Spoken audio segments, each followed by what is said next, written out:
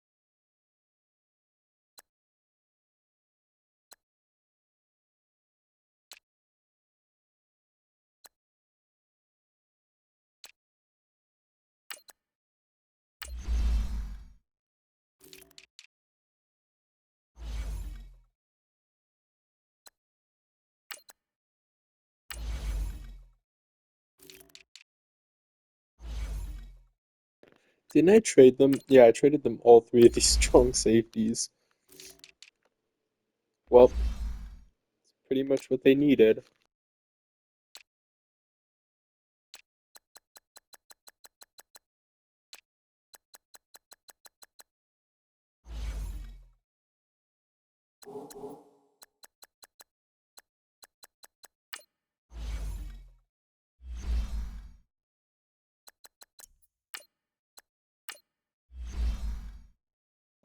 How is Jacksonville 3-1?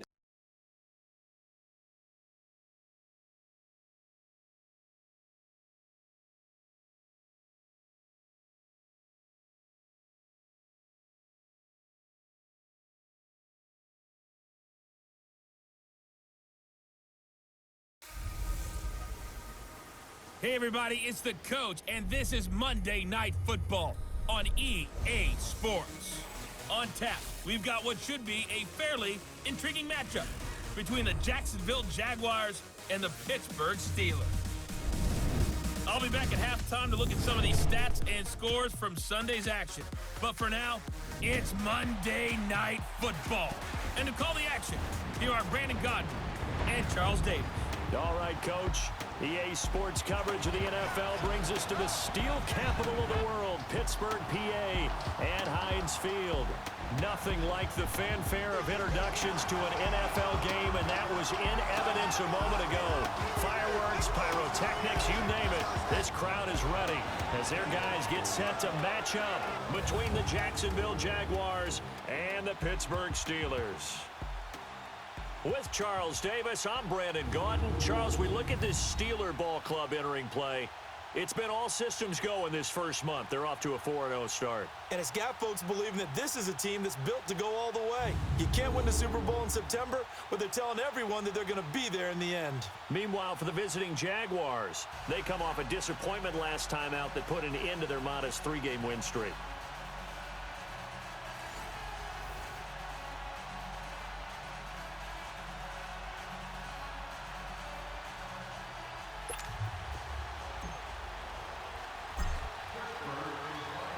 The first quarter of the season already in the rear-view mirror, and off we go in Week 5 on EA Sports. And this will not be returnable. It's out of the back of the end zone for a touchback. So here's the first drive now for the Jags. And they will be led out by their 6'3" quarterback. And what's a quarterback's best friend? Balance? I think you're right. I agree with you. You know, a lot of guys would say great receiver, right? A terrific offensive line. But I agree with you, balance, because if you can run the ball effectively, that just opens things up for guys who want to throw it and gives you easier passing lanes and easier coverages to read. And they said balance will be a focus in this one. Yeah, they don't want it all just heaped on his shoulders, I don't believe. I think they want to make sure they take some of the pressure off.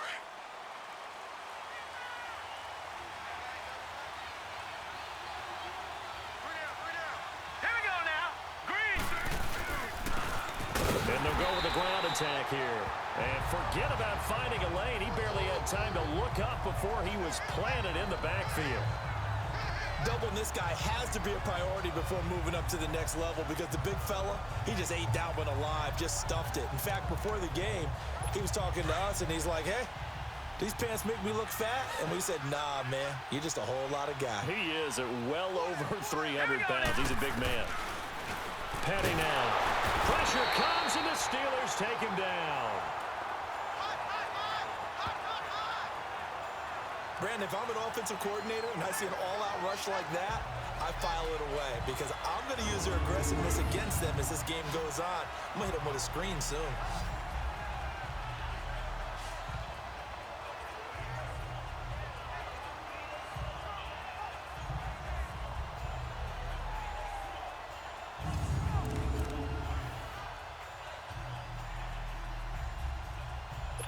I don't think this is the script they had in mind for their opening drive. This is 3rd and long.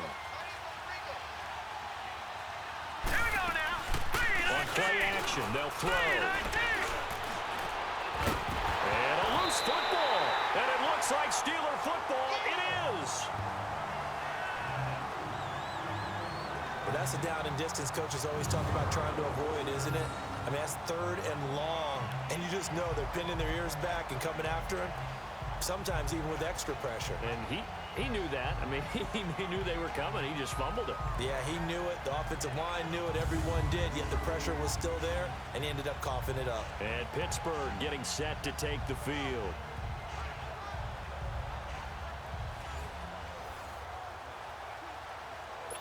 A first opportunity for the Steelers in the red zone. They come up 1st and 10 at the 16.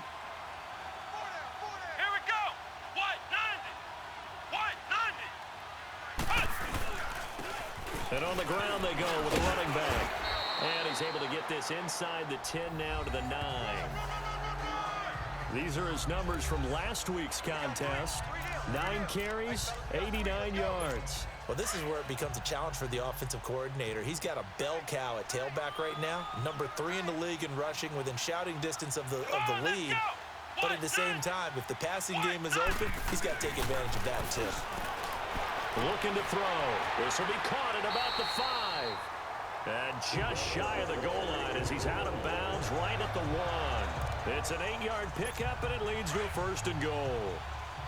When an offense reads blitz, doesn't matter where it's coming from, tight ends know that they become a big part of the passing game because there should be an easy outlet when all those extra bodies. Got his man. It's caught for a Steelers touchdown. As his guys are in for 6, and the Steelers have taken a first-quarter lead. Brandon, my man, just one sentence for that one. Clinic. And that's what they've done. They lead the league in points per game this season, but it's been quick strikeability as we saw on that drive. I think they're actually intimidating defenses because they're back on their heels right away, wondering where it's going to come from, how they're going to hit them. This group is well organized, well coached, and extremely confident in what they do. Scoring summary, 3-play drive. And it ends with the Steelers finding the end zone. The kickoff team on the field now as they will send this one away. And this will be a touchback as that sails over the end line. Out comes the Jacksonville offense as they get set to take over here. And they had the fumble last time that led to a touchdown. That's a no-no. We'll see what they do here this go-around. A big no-no. Put that in capital letters. Turning it over, the other team takes it down and scores. That can be a deflator for a football team. Now it's up to the offense to get back out on the field and pick things up. Nowhere to escape, and he goes down. They were in the top 5 in sacks in the league coming into this one. That's their 3rd one in this game. Obviously, pass rush has been a strength of this team all year long. And apparently they're not satisfied with top 5. They want to climb that ladder. Yeah, I think it goes back to their offseason. They decided to make it a priority, and it's working out. Now, following the sack, they'll look to make amends on a 2nd down and 17. All right, here we go. And they'll go ground game here with the tailback. And they won't fare much better here as he maybe gets back to the line. No gain on the play this time, and it'll be a 3rd and long situation coming up. And the big boys up front in the trenches. What do you think of the O-line, Charles? I love them because this is a group that's so cohesive. They know what the man next to them is going to do at all times, and they operate as a terrific unit.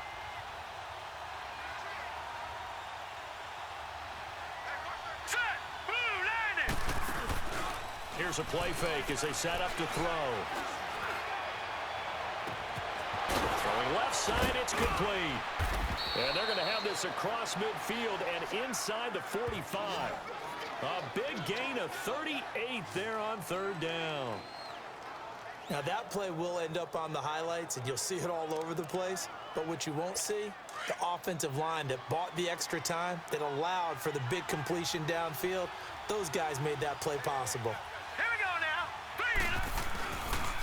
And they'll try the ground game here with the running back. And they will stop him after a fairly minimal pickup. Credit him with a 1-yard gain there to make it 2nd and 9. Now a look at the defensive starters here for the Steelers. They were very strong last week in that win over Cleveland. Have to admit, I was extremely impressed by what I saw. They ended up getting 4 sacks in the game, stayed in the face of the quarterback the entire time, made it difficult for him to step up and find receivers downfield. And that's what they told us this week, that pressure on the QB is key. Now let's go. And they'll run it here. And he's going to fight his way forward here for a modest gain. It's a 4-yard pickup there, and it leaves him with 3rd and 5. We haven't seen much from him running the football here in this first quarter. No, you're right about that. We haven't seen much of him at all so far. They've stacked him up pretty well, but when you're trying to run the football, sometimes you got to play the long game. Keep handing it to him, and some of those runs that aren't working now, they turn into 6, 7, 8, and maybe more later on. His first catch, good for 9 and a 1st down. I think it all came together there. In-breaking route, drove it with excellent pace. Money throw right there to move the sticks. And they'll go on the ground. And he will lose yardage here to the 31-yard line. It's a loss of a yard there, and now 2nd down. Early down stuff to put this offense in a precarious position. We know that securing the point of attack, especially against the big-bodied guys in the middle of this D, has got to be priority 1.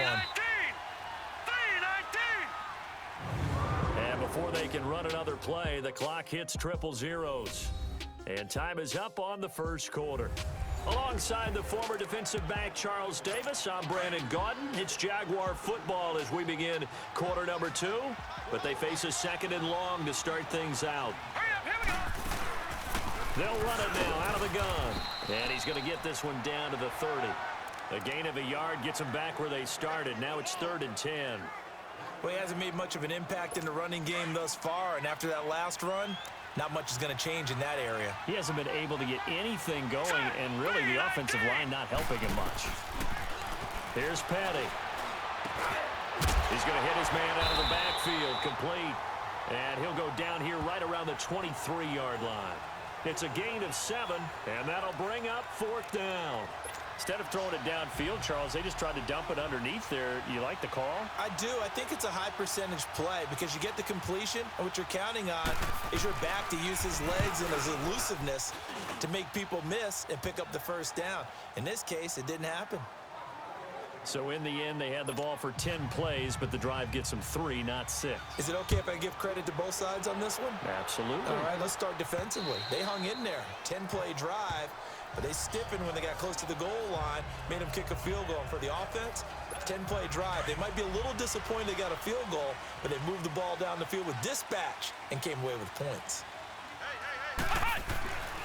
They'll come out throwing here to start the drive. And the tip there altered the ball flight, and it falls incomplete. It'll be 2nd down. It's always a battle. Who's going to win on 1st down, the offense or the defense? Let's face it, if you've got the ball, 4 yards or more on 1st down is what you're aiming for. They tried to throw for it there. Nice effort to knock that one away and bring up 2nd down.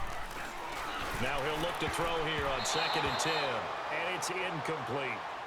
Tremendous coverage there. Just did not catch the football and complete the interception. But what do they say all the time? If he had really good hands, he'd be playing offense. Now they face a 3rd and 10 after back-to-back incompletions. He'll look to throw. Throwing right, and that's complete. And he'll have it past midfield almost to the 40 before being taken down. An excellent pickup of 34 yards. You know I'm going to lean towards the defender, right? You know I'm going to do that. I know. That's a tough situation for him as I see it. But the truth of the matter is, that ball was not streaking towards him. That little arc on it, he's got to find a way to get his head around and make a play on the football. And they'll go with the ground attack here. There's the stiff arm. And dropped at the 35, but able to display some strength on the run. 7 yards on the pickup there, and it'll leave them with a 2nd and 3. That play wasn't quite as big as the play that preceded it, but still, gotta like the way they're moving the football, partner. Absolutely. Pretty good room to run on that last play. Yeah, they didn't get a 1st down, but still, you'll take runs like that each and every time, won't you? And brought down, but not before they're inside the 25. It's a Pittsburgh 1st down, a gain of 13. Watching that run takes me back to something a famous old coach once said. Any player he wants on his team, he wants him to be agile, mobile, and most definitely hostile.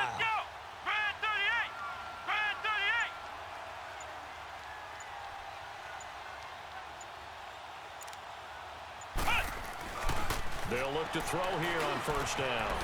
Firing quickly here, and that's complete. No gain there on the completion. 2nd and 10.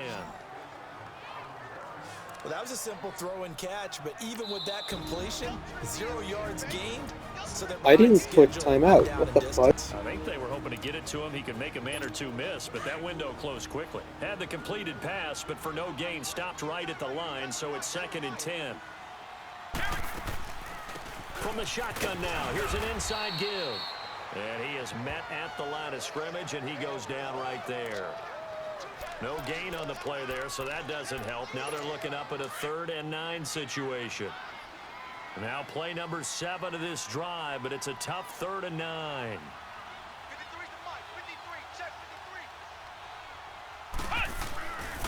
Back to throw here. And he's got his man on the out route. And he'll get it down this time to the 17. Just a 5-yard pickup, and it leads to 4th down. 2 minutes to go here in the 1st half. Back to Heinz Field after this. Coming up at the half, a reminder, we go back to Orlando to check in with Jonathan Coachman. He'll have a look back at our 1st half, as well as a look ahead to what's coming up later this weekend. So the drive stalls out inside the 15-yard line, but they do get 3. And I've talked with enough players nowadays that when they have these types of kicks, that no one says to their guy, hey, that's just like making an extra point, piece of cake. Because their sport's not a piece of cake anymore. But kicking a field goal from that distance, just give him confidence and let him knock it through. Here comes the Jaguars offense as they get set here. And last time able to get 3. It's not what they wanted. They wanted 6, but they got at least something. They mustered something out of the drive. They'll take it. I like the way you described it. Not ideal, but they'll take it. Anything to put some points on the board. But this time on offense, they don't even want to see the field goal kicker trot on the field. They want that ball in the end zone. Yeah, they'll be going for 6. They'll set up a throw. Sutton reeling it in on the left side. And he'll be brought down shy of the 40 at the 38-yard line. The completion good for 3, and it's second down. The play-action fake. They'll look to throw. And his throw's going to be incomplete. Defensively, Charles, they continue to really limit this offense as far as yardage goes. Yeah, you're exactly right. They've been assignment sound, staying in their lanes, keeping proper leverage, and communicating well, too. They'll look to throw. Throw left side complete. It's Sutton. And he'll get up near the 45. They'll spot it at the 44. Just a 5-yard pickup, and it leads to 4th down. So much about offense is what you call hidden yardage. You know, you throw the ball to someone, they catch it, and then they can make a big play. You know, they create a play, run after catch. They did a really nice job here of limiting that and keeping him from a first down. Yeah, stopped him in his tracks. Excellent work on the run back there, 33 yards. And the Steelers will go on offense here, 1st and 10.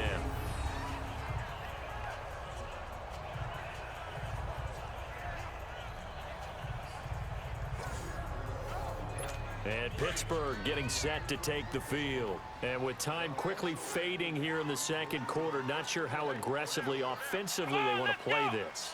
I think we'll find out just how much they trust their guys in this situation if they decide to take a shot. Now the first play of the drive there is incomplete. And that one will fall incomplete. Clock here now just under 30 seconds to go in this first half.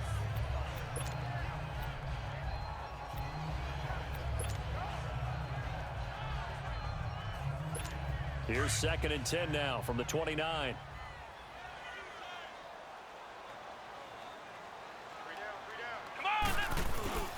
Off the play fake, he'll look to throw.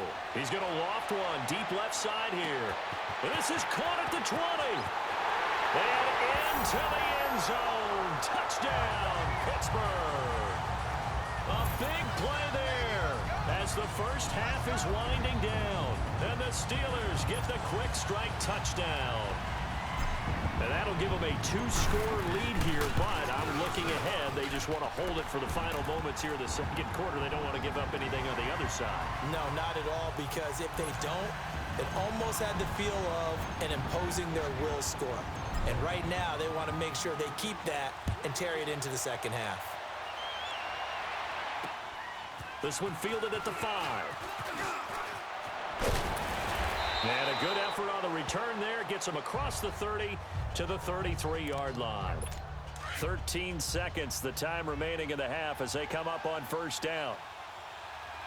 Here we go now. Blue Liners. Blue Liners. They'll come out throwing here on first down. And that's incomplete. Clock stops with 10 seconds left. An incomplete pass on first down. That leads to a 2nd and 10. All right, here we go. Green 39. Green 39. Now back to throw. Oh, nearly picked. And maybe lucky there. This guy doesn't drop many defensively. 3rd down. The Jaguars on 3rd down. They've hit 2 for 4 thus far. This is 3rd and 10. Back to throw. And he can't hang on to it.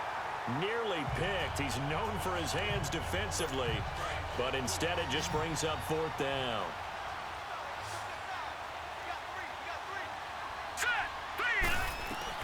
They'll throw now on the final play.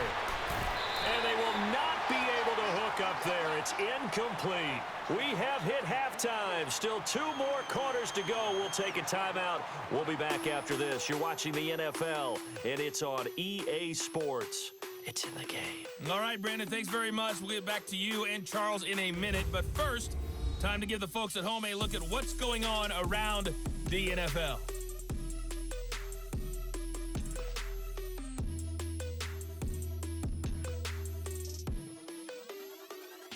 From there, let's head off and check out a second game. And they were victorious in that one over the visiting San Francisco 49ers. 16-10, the final. Lastly, we head to the City of Angels to check on the Rams at home in LA. And they were losers in their ball game to the visiting Dallas Cowboys.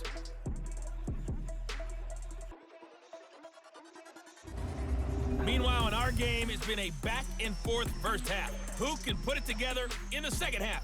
For the answer, we turn it back over to our broadcast team of Brandon Godden and Charles Davis.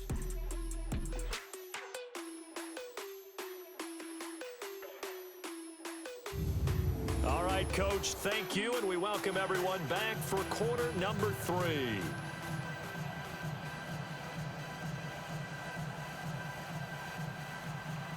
So time for the second half as the Steelers have the lead, and they will also be receiving the football here to start the third quarter. And that'll carry over the back line of the end zone for a touchback. The Steeler offense now with a football first here to begin the third quarter. This is sort of what you would call a put-away drive, isn't it? They score here, especially a touchdown. It's almost out of reach. It certainly feels that way, and I think that they're going to call their play